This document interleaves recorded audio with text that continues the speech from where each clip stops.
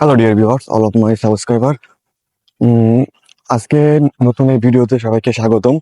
আর এই ভিডিওতে আমি আবারও আমাদের সেই পুরনো যে ভিডিও দেখিয়েছিলাম এর আগে একটি ভিডিওতে, ওই ভিডিওতে দেখিয়েছিলাম যে আমাদের মাঠে পেঁয়াজ তোলা হচ্ছে। তো এখন মোটামুটি পেঁয়াজ তোলা শেষ। যদি আমি দেখাই,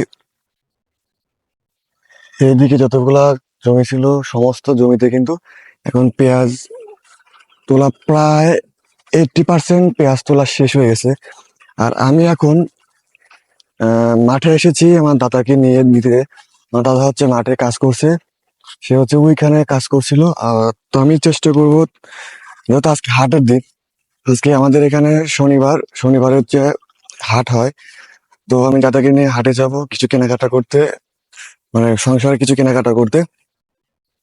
আর প্রচন্ড রোদ, যেহেতু এখন এখন সকাল 10টা, প্রায় 10টা বেজে গেছে।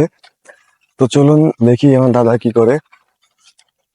ভিডিওটি ভালো লাগলে লাইক, কমেন্ট, শেয়ার, ফলো দিয়ে পাশে থাকুন। এই হচ্ছে আমাদের পুরো মাঠের অবস্থা। তো দেখে চেষ্টা করি। মাঠের মধ্যে এখন যেহেতু ক্ষেত আর নেই, না থাকার কারণে আরেকটা জিনিস দেখে আসি। গতবারের ভিডিওতে যখন আমি দেখিয়েছিলাম যে আমাদের জমিতে হচ্ছে তেল এবং পেঁয়াজ দোনোটাই ছিল। তো এইবার যেটা হয়েছে, পেঁয়াজ কিন্তু মাশাআল্লাহ আমরা উঠায় ফেলছি। এখন দেখেন তিলের গাছের অবস্থাগুলো দেখেন, আগের ভিডিওর থেকে অনেক বড় হয়ে গেছে। এবং হচ্ছে এই যে বড় হয়ে গেছে অনেক।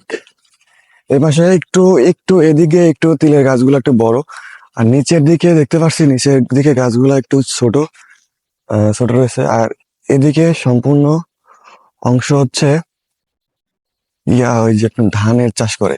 আর একটা জিনিস দেখাই, সেটা হচ্ছে এই সোজা এই সোজা ঠিক এদিকে আমাদের একটি পুকুর আছে বিলের মধ্যে। একটি না, দুইটি পুকুর আছে, পাশাপাশি দুইটা পুকুরে আমাদের লিজ দেওয়া।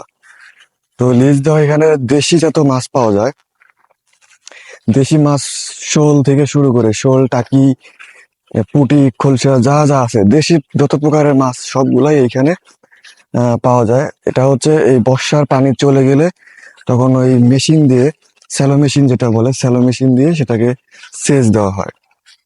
আর মাথার উপরে প্রচন্ড রোদ। এখন আমি দাদার কাছে যাচ্ছি, দেখি দাদা কি করে। দাদা হচ্ছে ধানের ক্ষেতে কাজ করছেন। তো আমি নিয়ে যাব হচ্ছে তাকে, দেখি সে যায় কিনা মাঠে। এই ইয়েতে নিয়ে যাব, হাটে নিয়ে যাব দাদাকে। এই যে হচ্ছে ধানের ক্ষেত, আর ওই যে কাজ করতেছেন তিনি, ওখানে কিছু লোক বসে আছে।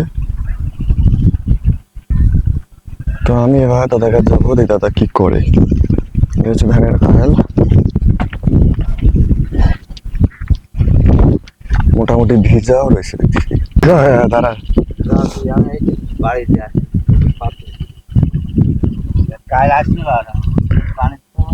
আচ্ছা তাহলে আপনি আসেন, আমি দাঁড়ালাম ওদিকে। দাদার কাছে গেছিলাম, দাদা হচ্ছে বলতেছে যে এখন অল্প একটু কাজ রয়ে গেছে, তো সেই কাজটা নাকি শেষ করে সে আসবে। আমার দাদা হচ্ছে খুবই পরিশ্রমী লোক, যেটা আমার ছোট থেকে দেখে আসতেছি। এবং পরিশ্রমী হওয়ার কারণে সে সবসময়, মানে একটা না একটা কাজ তার করতেই হবে, কখনো সে বসে থাকার করে না। তো দাদার কাছে গেলাম যে চলেন যাই হাটের দিকে। তো বলতেছে যাবো, আমার একটু কাজটা আছে, কাজটা শেষ করে এরপরে আসতেছি, তুই যা। তো আবার বলতেছে যে আহ, কালকে নাকি তার আবার ওই যে এতে কাপে বসবে।